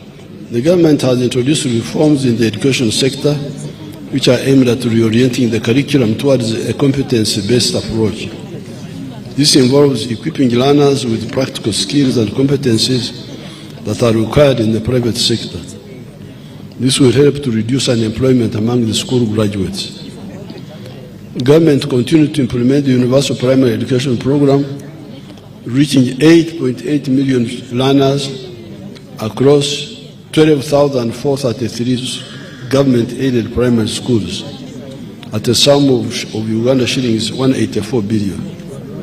The government, through the School Facilitation Grant, constructed 413 new classrooms for primary schools and renovated 181 classrooms. Government procured and distributed 334 sets of main laboratory equipment to 334 primary government schools to enhance practical science learning and foster early scientific curiosity among young learners. A total of 593 teachers were recruited to facilitate operationalization of the new grant-aided secondary schools in sub-counties. The government has successfully completed the construction of an additional 50 seed secondary schools under the Uganda Intergovernmental Physical Transfers Program, bringing the cumulative total to 161 seed schools out of the 259 planned. The majority of the remaining schools are progressing well and are on the schedule for completion by June 2025. The total number of government-aided primary schools in the country is now 12,550.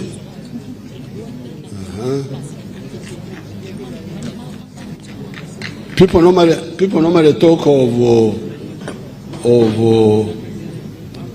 parishes which don't have government primary schools. But how many parishes are there in Uganda? It is because some of the parishes have got more than one primary school.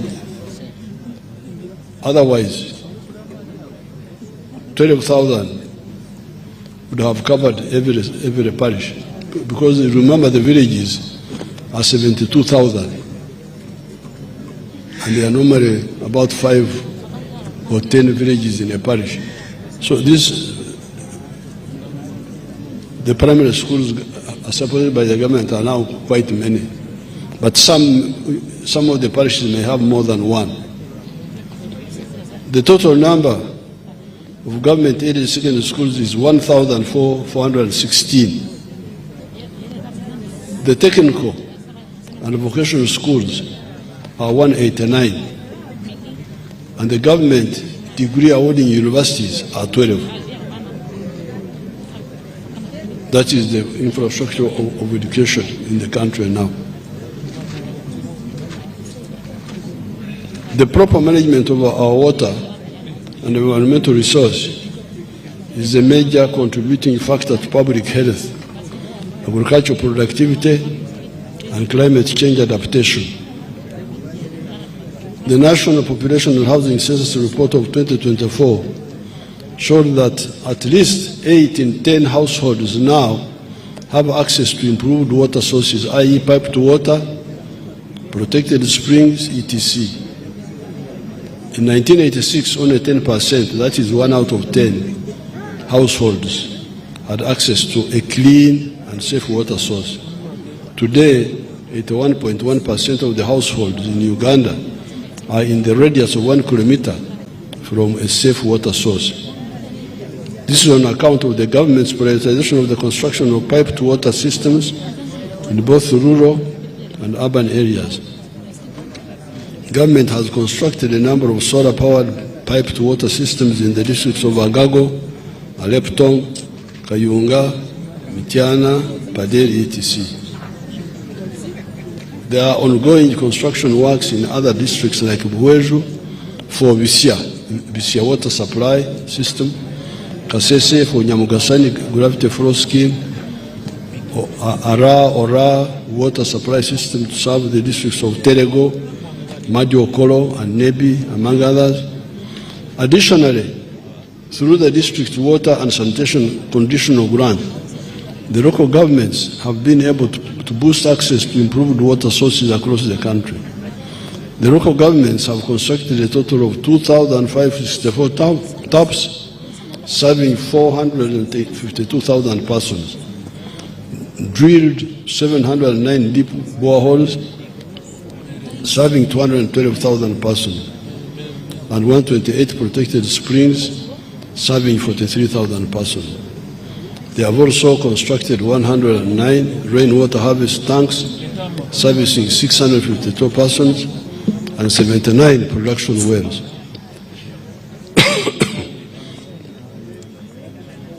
A total of 1,333 boreholes and 28 piped water systems have been rehabilitated across the country, thus restoring service to 417,000 persons.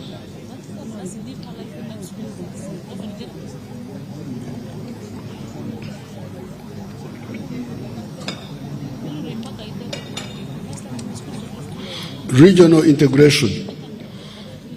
The political balkanization of Africa created small states, many of which have got smaller populations. Uganda, with 46 million people, is one of the bigger states. The solution of this problem is regional integration. The whole of Africa has got a very high population of 1.4 billion people, 1.5 billion. But this population is broken up in small units. Smaller populations mean smaller markets. The problem is compounded by a low purchasing power because of low incomes. So you have got smaller populations with low incomes. How will they support business? There are also problems in the regional market, such as the lack of roads and lack of communication to enable us to fully exploit the regional market. That is why, for instance, Uganda has undertaken the construction of the Mpondwe to Ben Highway to ease connectivity between Congo and Uganda. If we mobilize the whole of Africa to remove all trade barriers, we shall no longer worry about being shut out of markets in Europe or the USA. During the budget, I will speak more about this issue of integration. I think now, let me finish so that people can survive and go home.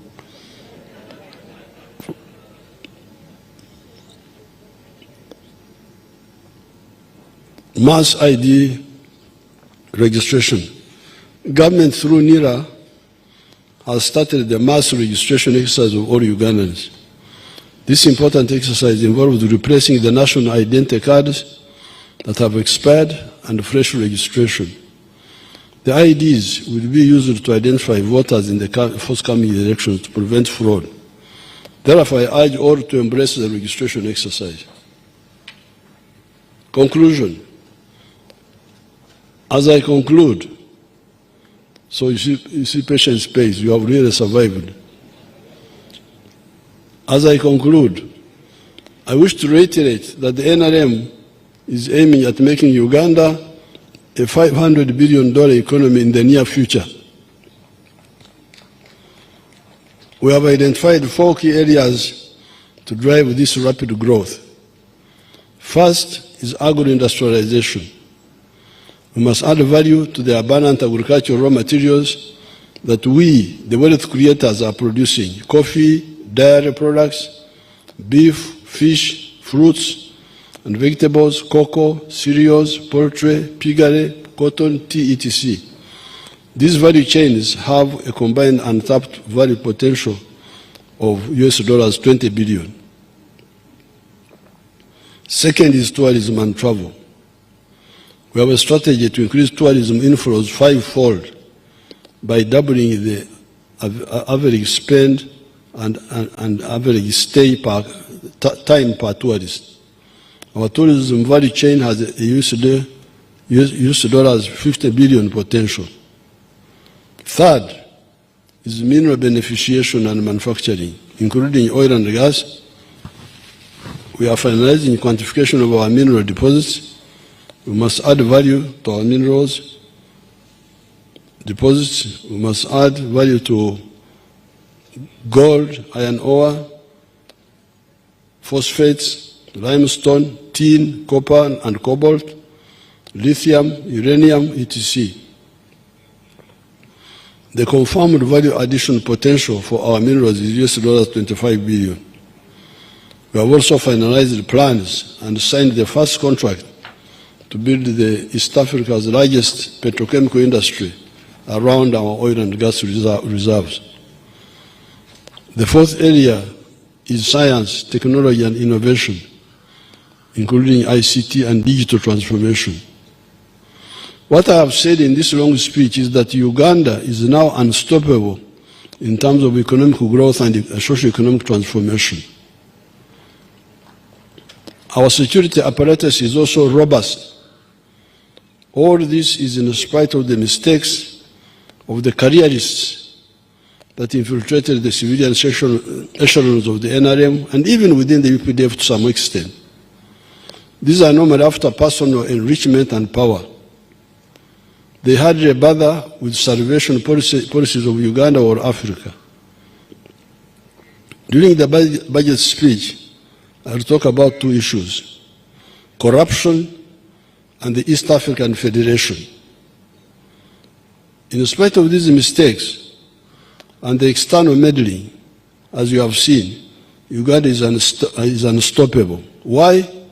It is on account of our correct position on philosophy, ideology and strategy, and the fear of God. Therefore, the malignment notwithstanding, Uganda is moving forward. It is now irreversibly a middle-income country with a GDP per capita of $1,263, as already pointed out.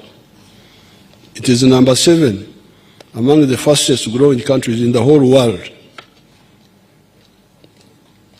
The source is the IMF. IMF, when you hear a cow talking, then what are you asking?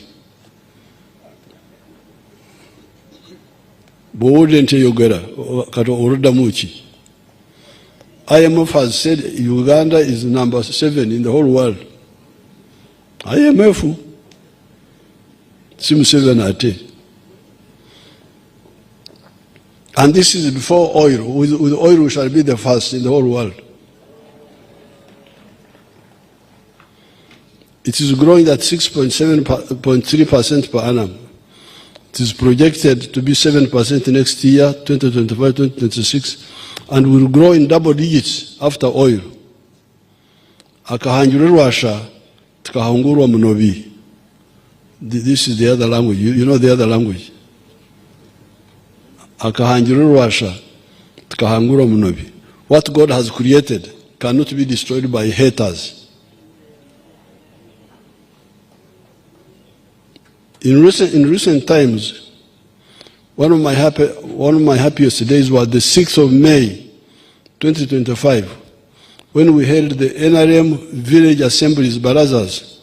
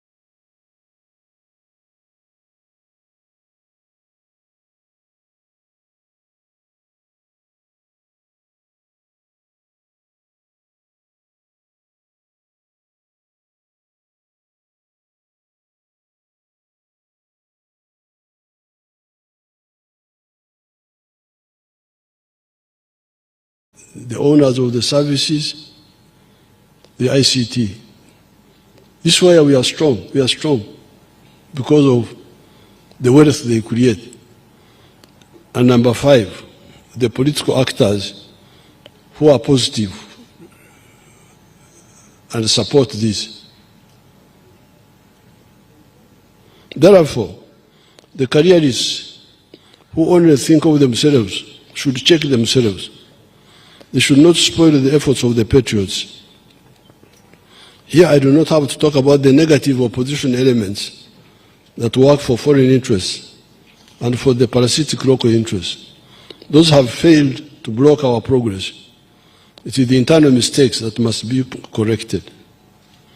Finally, I want to reaffirm the commitment of the NRM government to ensuring that Uganda remains stable and transforms into a modern, prosperous country. I wish all Ugandans a peaceful election season. In the coming session of Parliament, the government will present to you for consideration the following bills. They are here. Let me see. Piriwano. Kambisome. Kagutas paid my school fees.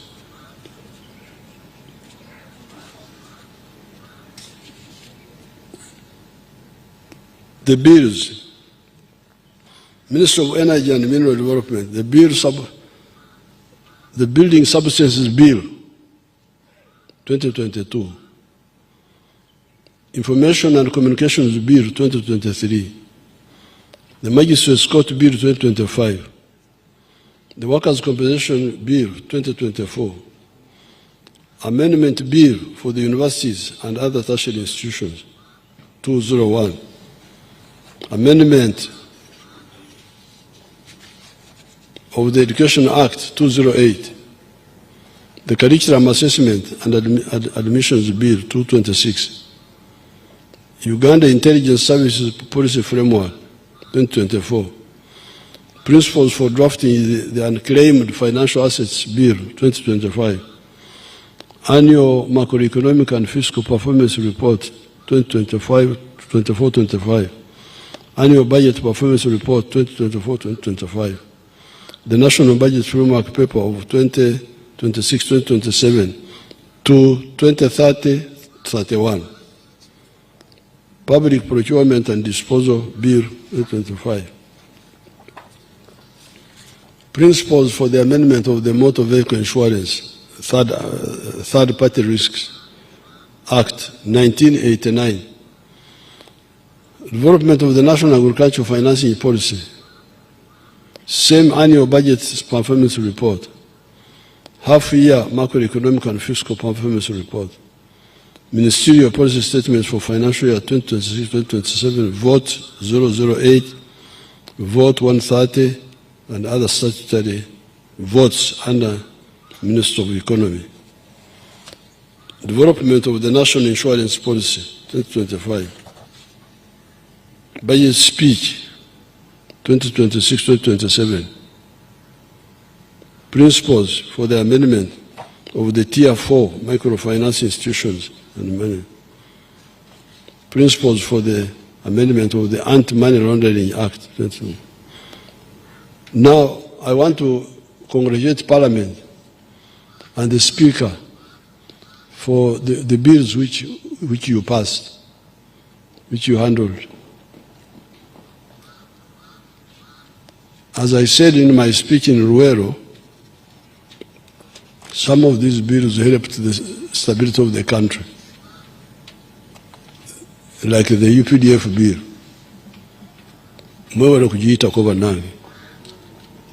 That one was really one of the speakers. I was watching, sometimes I watch a wonderful UBC. When they are not playing football, they also give some news. Because when they have football, they forget about us. Now, I saw one of the young people, the young man is a legislator, was saying that In a company, you have got internal procedures where you can exercise administrative discipline. But if it is a crime, it must go to court. Of course, it is correct. But if UPDF is not a business company, to find a member of parliament thinking that UPDF is a business company is really a disaster. So I want to congratulate Parliament. I want to congratulate the Speaker for saving us that big problem. Because there is no way UPDF soldiers can go to the magistrate courts once they have made mistakes in the barracks initially. It's not possible. I don't think it happens in other armies. So we need some capacity building for members of parliament.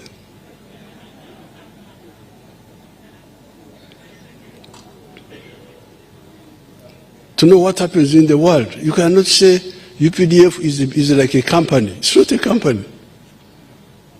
It is a very powerful pillar of the state. And it must be handled in a special way. So I congratulate the Speaker and the front bench, the ministers, and the NRM caucus, Banang NRM caucus Eveo,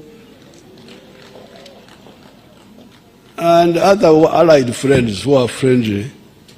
Bonambe Baza, I want to thank all of them. May the Almighty God, I therefore have the pleasure to declare the 5th session of the 11th Parliament open. I salute all of you. May God bless you. Signed, Yoweri Museveni, President of Uganda. Katonda Wabere.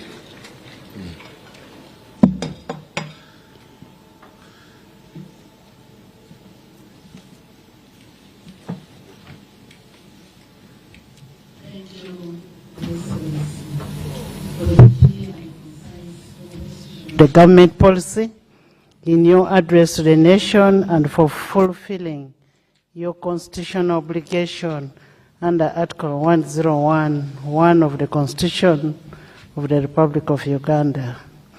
Your Excellency and honorable members, kindly allow me to take this opportunity to recognize the presence of the former speakers and presiding officers of the Parliament of Uganda. We have the Right Honorable Francis Butagira, 1980 to 1985.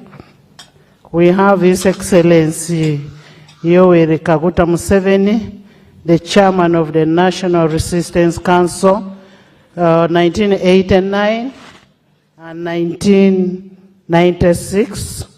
Right Honorable Edward Kiwanuka Sekandi, 2001 to 2011. We have the Right Honorable Alhaji Moses Chigongo, the Vice Chairperson of the National Resistance Council, 1986 to 1996. We appreciate them for the contribution to strengthening the foundation on which legislature stands today. May the good Lord bless all of you, because we are where we are because of you. And we'll also leave it for the next people who will come in. We take cognizance of the government's legislative agenda for the 5th session, and we pledge our utmost commitment to the 11th Parliament to prioritize the government business and expeditiously and exhaustively consider all the government business before any other business. Honorable members, pursuant to Rule 26(1) of the Rules of Procedure, we will allot time at a later date for an exhaustive debate on the President's address on the State of Nation. Honorable members, His Excellency the President will be back on Thursday, 12th June 2025 to deliver the budget speech. I want to invite all of you kindly to be here to receive the budget, and we want to thank all the ambassadors who are here. We are very grateful that you're here and that you honored our invitation. I there want to ask members, please be here to receive the budget. Remember, one of your roles is appropriation. You did appropriate, and now you're here to receive, you will be here to receive the budget. I want once again thank Your Excellency the President and all the dignitaries who have made it here. And thank you in a special way. Go to Mama Janet Kataha Museveni for accompanying President for this State of Nation address. May the good Lord bless all of you. And as we wish you success in your election during this elective season. Adjournment. The House is adjourned to Thursday, 12th, 2025 at 2 p.m. The anthems.